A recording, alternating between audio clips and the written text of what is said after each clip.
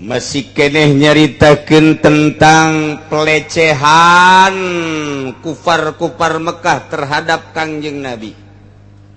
Dakwah nu dianjurkan ku Gusti Allah ternyata horenganan diterima dengan pelecehan anu luar biasa. Penghinaan terhadap Kangjeng Nabi anu pohara, bahkan sampai pengkhianatan, penganiayaan. Lain sekadar diomong tapi diciduhan, lain sekadar diciruhan tapi dibubat babet dibanting Kangjeng Nabi, lain sekadar dibanting tapi Kangjeng Nabi teh diperangan dek dibuluh Kangjeng Nabi. Itulah dakwah Kangjeng Nabi urang, Kangjeng Nabi Muhammad sallallahu alaihi wasallam. Nyeri Kangjeng Nabi dibere mukjizat Al-Qur'an tapi horeng ternyata kos kitu menghadapi musuh-musuh Allah, menghadapi kufar-kufar Mekah tekos gitu. Atuh komo urang mah ulama boro-boro mukjizat mah khusus ke para nabi, karomah dibikin ke para wali, maunah dibikin ke para ulama solihin solih. Urang mah atuh ieu pangkatna lagi eueuh gan sabaca macana be Al-Qur'an teh teuterak gitu. Malah ngagelok jadi Golkar. Gelok tuh lain ngadakwahan Golkar endahan milu larut di ditu. Eta pan salah eta kositi Golkar teh biangna kesalahan kudu nama kiai galelempeng sa gitu mampu. Teu mampu atuh masing-masing bae. Nu mampuna bae urang lempengkeun, teu mampu atuh ayo bae ja urang sanagara ieu nyana-nyana urang-urang. Urang mah tuh urang ngaji lempengkeun nyana satungtung bisa, teu bisa. Antep ke kunaon jadi milu heran teh kiai atuh henteu teh janang Allah ieu meureun manan kitu ge kiai nenek diguburuskeun ka neraka jahanam meureun bos. Wah cenah kiai sombong amat ya emang kudu disombongan kiai gitu mah. Sebab atuh teh menyangsarakeun umat nya nu boga mobil haju ngajakan teu bener ka umat piing plan-plan. Ih hanya sekedar mobil atau sebuah bangunan pondok pesantren umat jadi bimbang, umat jadi pingpan ieu kemana cak umat gara-garanya aku nafsuna hi lain neraka sinaon ulah sombong cenah kiai jeneng mah sombong penting bisa sombong ye sombong amat kajen sakaing kajen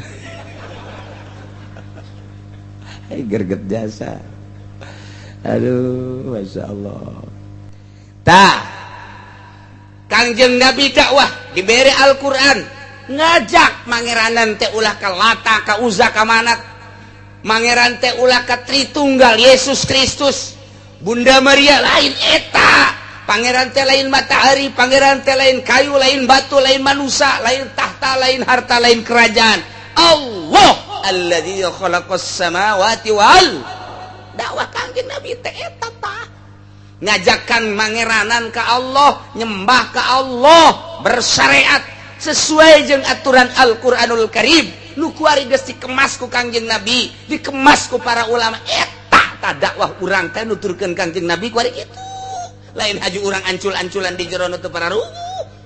Cenah moal menang umat jenteng asal urang mah diridon ku Gusti Allah, titik geus sakitu. Ya mobil moal dibawa pannyana sok caramah imah gedong mal digandong eta pan sok dikara itu kitu teh nyana nu caramah nyana nu hayang heran aing mah masyaallah nyana nu caramah kitu nyana nu neangan blon teh coba ya Allah tapi henteu nu Golkar mah jangan henteu nu Golkar doang eueuh nu asup ka Golkar haju tasawuf eueuh ja teh ngan coba di kiai Golkar kiai asup ka Golkar haju tasawuf eueuh cenah aya kiai kabalinger tah mah di Golkar si tasawuf lain hayu geura kedukan.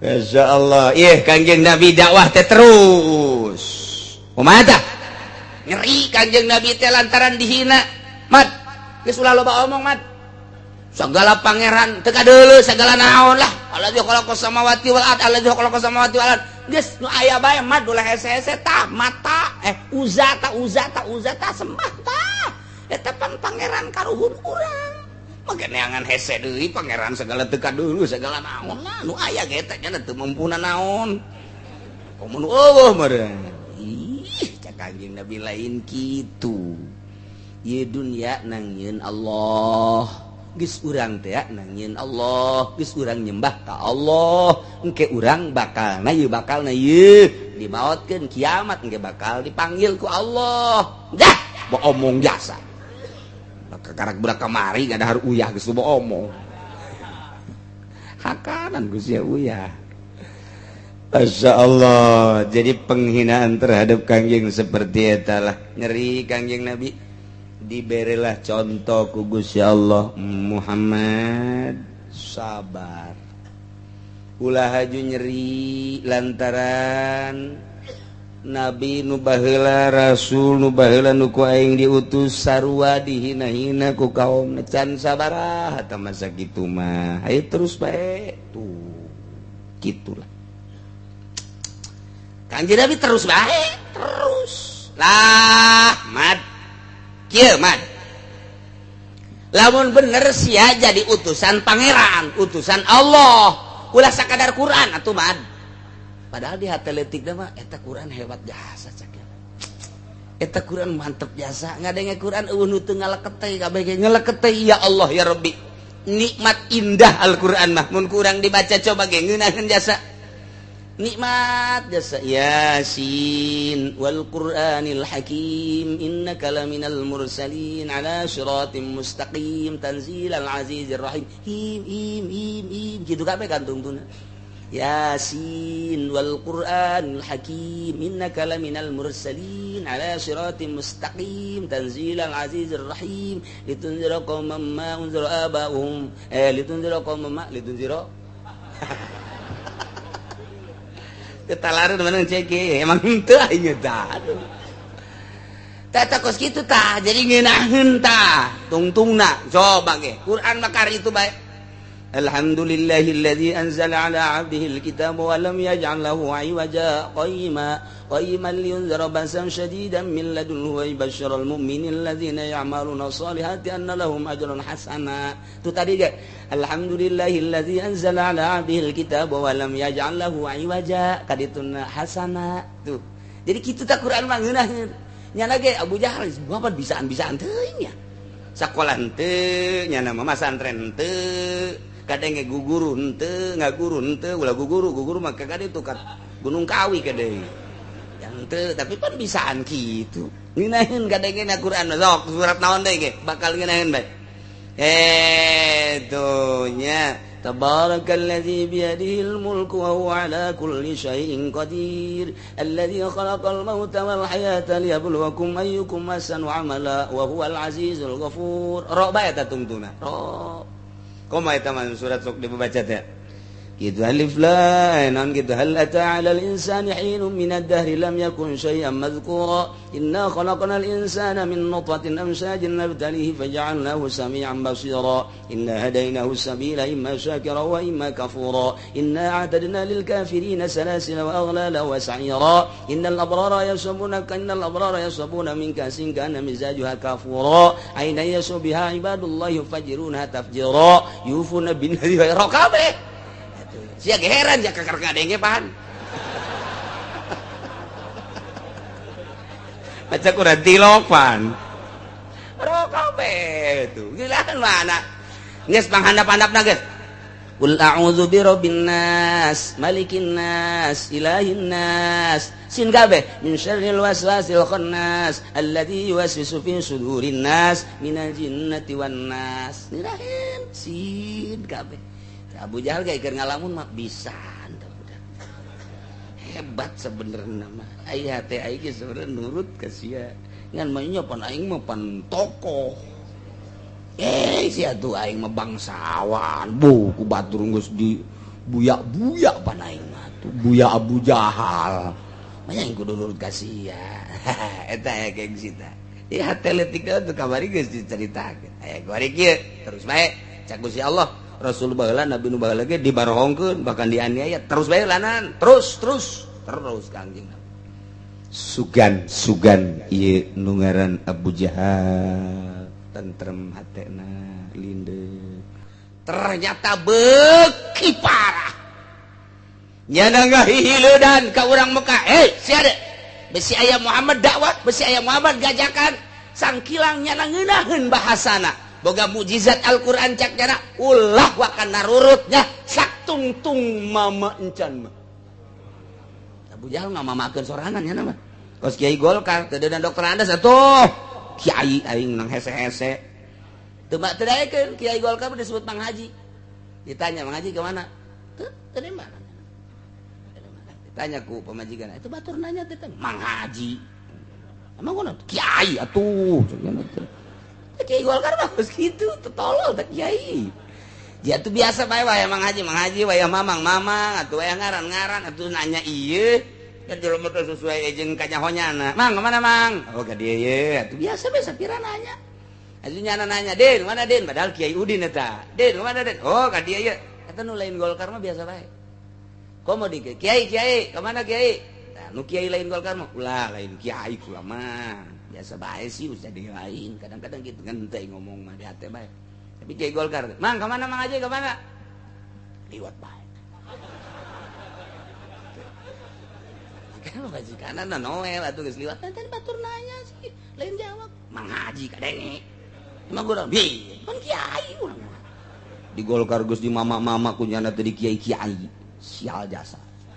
Kadanan bura bere mah jujur tungtungna. Ai kula pernah ceramah kayak di daerah kayak tempat, guys.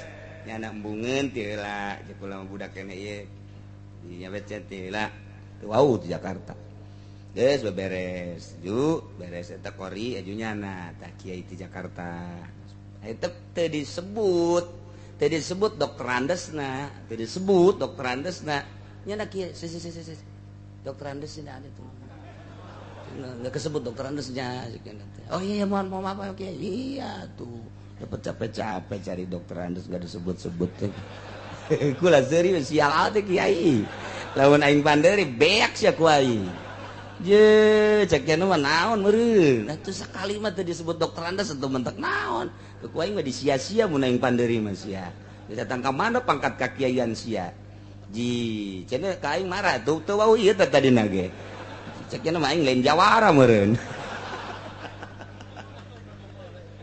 Eta aya pernah terjadi eta kos kitu teh. Masya Allah. Jadi kalau ngobrol lahirnya, ngobrol kiai kegiatannya di mana? Saya penasehat di istana. Oh paingan ya budaknya. Jadi kos ke pikiran nah,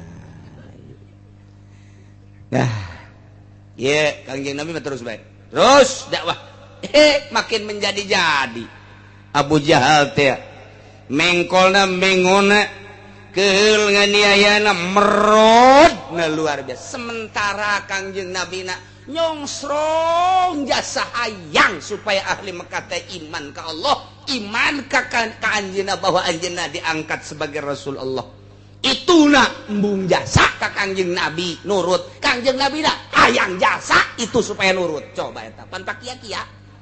Tama percis kos urang Cikupa bogoh ka artis. Artis tak embungeun nya nana hayangeun datang ke edan atuh. Ai pak embung-embung mah deres. Ieu mah nu hiji hayang itu embung. Edan banda mah. Kangjeng Nabi na hayang jasa ahli Mekah supaya nyahoeun, supaya apaleun, supaya caang hatena bahwa pangeran teh Allah, bahwa dirina diangkat sebagai rasul. Sementara ahli Mekah nu dikekentongan ku Abu Jahal teh embungeun jasa nurut ka Kangjeng Nabi atupan Paji Injin. Nah bahasa mana teh Paji Injin sia? Nyaho sia Paji Injin eta. Terus saya tapi Kangjeng Nabi jaga nasihatan ku Gusti Allah. Gusti Allah teh wa qad kudzibat rusulun min qablika fasabaru ala ma kudzibu wa udhu hatta atahum nasruna. ولا مبدل لكلمات الله ولقد جاءك من نبأ المرسلين. Leles katakan ingat ka Kangjeng Nabi Isa diusir, ingat ka Kangjeng Nabi Musa, ingat ka Kangjeng Nabi Daud, Kangjeng Nabi Sulaiman dan nabi-nabi nu baraheula. Oh tenang dakwah terus Kangjeng Nabi dakwah. lantaran Kangjeng Nabi terus-terusan panggil mat ka dieu sia lamun deuk dakwah ulah sakadar Quran mukjizat nah gitu deuleu ka luhur ka ditu atuh ya Kangjeng Nabi Soleh mukjizatna dibere onta Kangjeng Nabi Musa dibere tungked Kangjeng Nabi Isa turun rampadan tis langit kahandap kasaksian ku kabehan tah eta tahta nu kos kararitu tah coba sia man lamun bener sia utusan Allah perintah ka ditu ka Allah supaya kadeuleu ku mata aing kabehan ya deuleu ai kitu mah aya tak kadeuleu bukti bahwa eta teh bener-bener mukjizat model kos kitu kami ge geus mahara rese ieu mah Quran mukjizat teh coba eta teh nyeri kumaha neuk teh nyeri kumaha Masya Allah tah barang geus diomong kitu Kangjeng Nabi langsung asup deui ka jero manah cek Gus cek Kangjeng Nabi pohara amat ya si umat terus-terusan didakwahan atas perintah Gusti Allah teh horeng lain narurut malah nang tangan hayang timbul deui datang deui didatangkeun mukjizat anu leuwih tibatan eta hayang kadeuleu kaistimewaanna nyong sareng Kangjeng hayang Kangjeng Nabi ge menta bae kitu ka Allah ya sugan dibere naon mun Kangjeng Nabi Musa eta tungkedna dibuat langkon jadi orai segitu gedena lamun Kangjeng Nabi Isa dituntut ku masyarakatna ku umatna hayang aya rampadan turun ti surga kadeuleupan ku kabehan wong lamun Kangjeng Nabi Soleh eta teh boga mukjizat teh itu onta tah Kangjeng Nabi ge hayang nundukeun umat Mekah kafir Mekah hayang kena tunduk supaya tunduk teh meureun kudu menta ka Allah ye mukjizat anu leuwih tibatan Quran supaya kadeuleu naon bae eta teh can dibere Kangjeng Nabi teh can leungeun ngagenyai can dibere mukjizat ieu dina ramo tarun ieu mah kakarak awalan dakwah pamenta nu di akhir teh apan patopoe turun beulah maca syahadat can ieu kakarak nu nyongsrong Kangjeng Nabi hayang amat turun ayat mentek sababna turun ayat ieu tadina aya seorang sahabat ngaran Harits bin Amir bin Naufal bin Abdul Manaf sumping ka Kangjeng beserta para golongan di kaum Quraisy ngomong nanya kitu qalu ya Muhammad i'tina bi ayatin min indillah kama kanatil anbiya hei Muhammad, coba datangkan tanda-tanda kebesaran Allah berupa naon be sakumaha para nabi nu baheula didatangkeun mukjizat anu pohara ku Gusti Allah coba buktikeun ku ari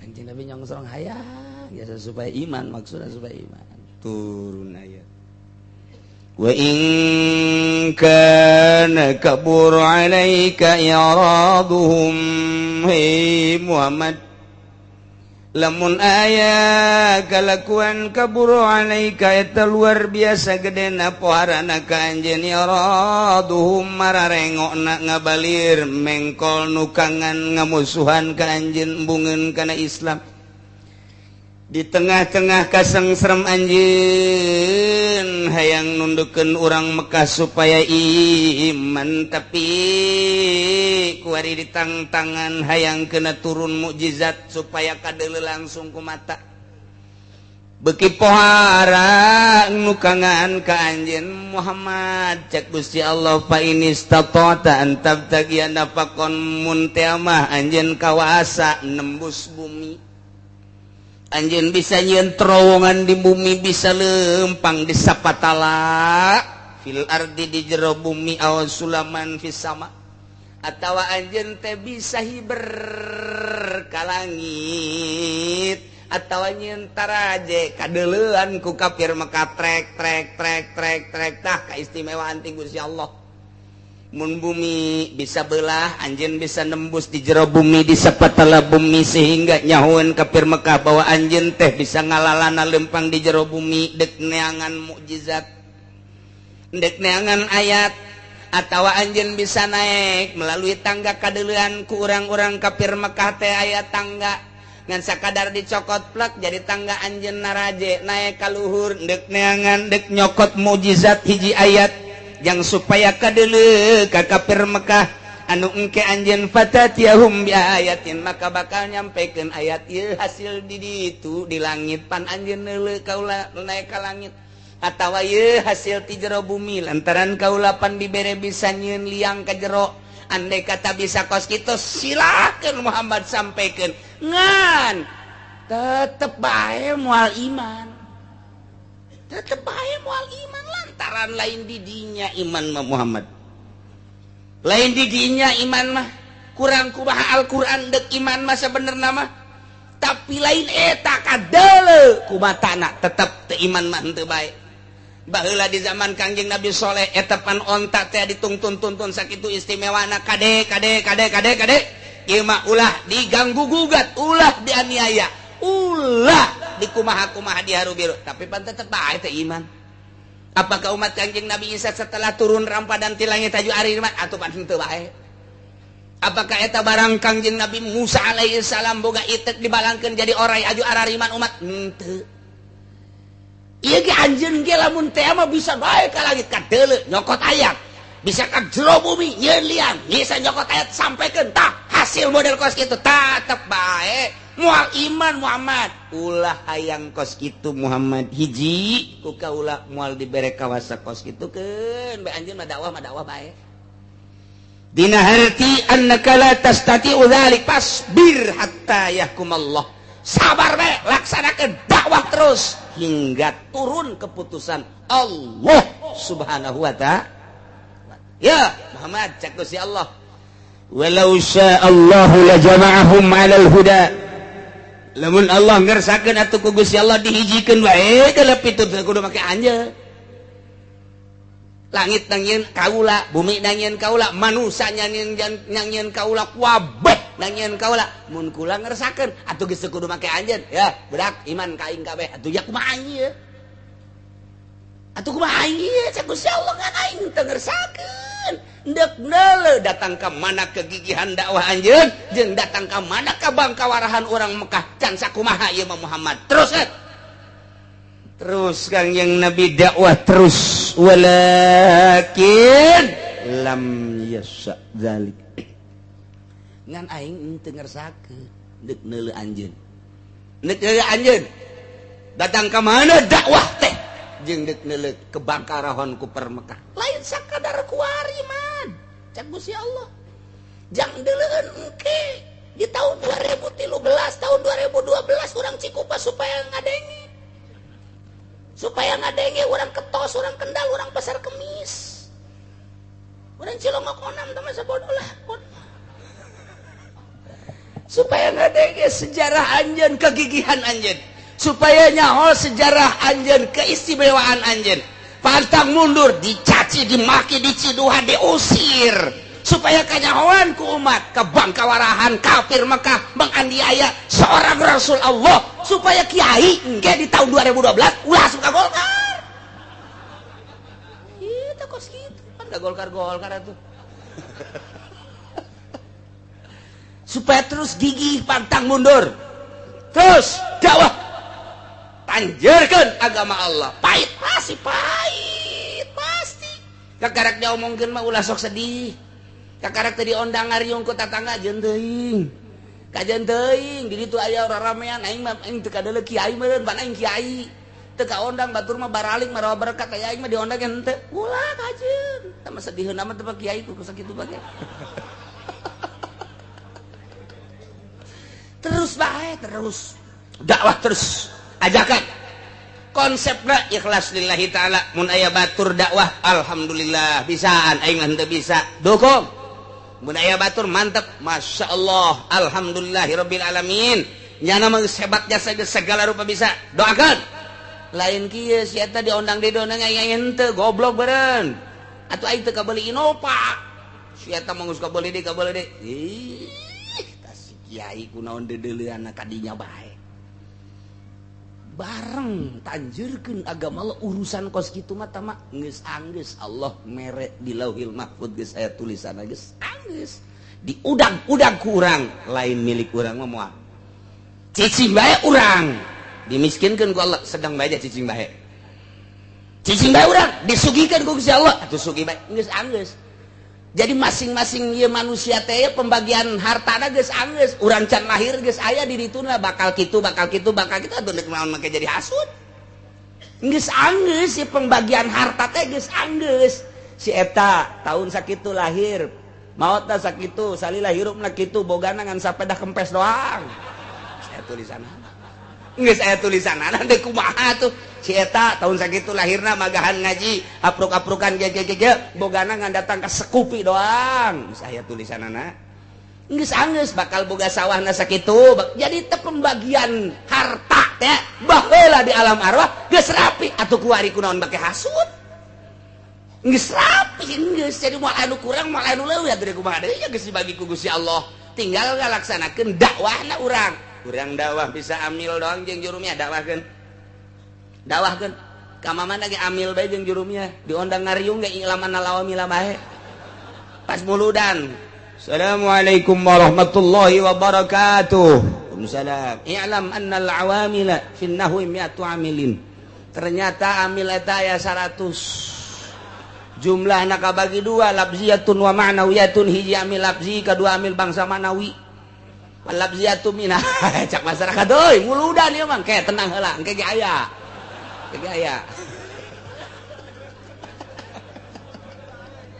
atuh bisa ambil bae engke cak masyarakat teh ulah diondang deui nya mah ilam deui ajeun bisa da sakitu kula mah inget ka Saleh bae ta Saleh didinya di mana di Pangodokan baheula sok diajak-ajak ku Abah hayu muludan Rajaban Abah mah panderi ge kaya waktu ngomong ge waktu teu tah kakolotnakeun ka dieu keur ngora ge kitu bae Saleh kesok aya be inget bae ceramah di pasar Kemis tadi di Haji Sungud kula kadedelekeun bae rukun salat 6 rukun salat tidak kurang tidak lebih 6 ka tukang 6 terus dibejakeun hiji-hijina beres diajak ka dieu ka Masjid Gelam Haji Muhammad Nur baheula tadi geram teh aya tadi dinya pas saleh terus ceramah deui saudara-saudara sekalian rukun wudu 6 ya ini ada 6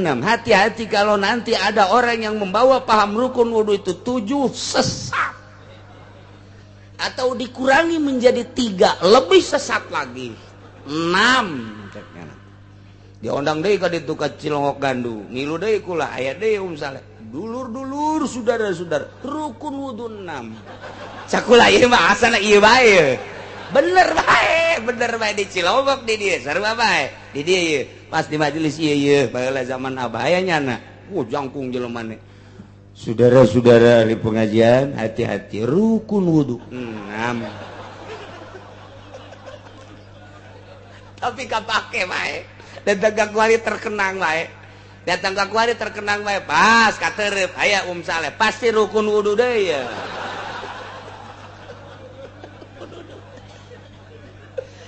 aduh masyaallah tapi hirup eta baheula di pasar Kemis mah bener diondang teh ka Gelam diondang teh ka Gembor hirup ieu mah lain lalagaan muludan Rajaban teh lain kuari bae di daerah dieu mah kula keur leutik teh kan baheula mah leumpang katerep kemudian kadija ka waru di waru ge sababara masjid ngan asa baheula mah lain ngomong muludan teh lain ngomong terus datang ka etek sagala ka ditu ka etek terus ka kawaron muludan teh santri teh asal di bulan mulud teu masak santri mah berkat ambalaya ku harajasa muludan teh baheula mah jasa geus dipanggul ku santri teh jadi bener-bener muludan teh karasa ruhanina aya atuh beteng nage poha kuari mah ceramah datang ke jam 2 balik mawa aqua nah santri gaya nu utah datang ke pondok kunaon sia lapar aing tas muludan sia lapar atuh berkatan cek cenah teh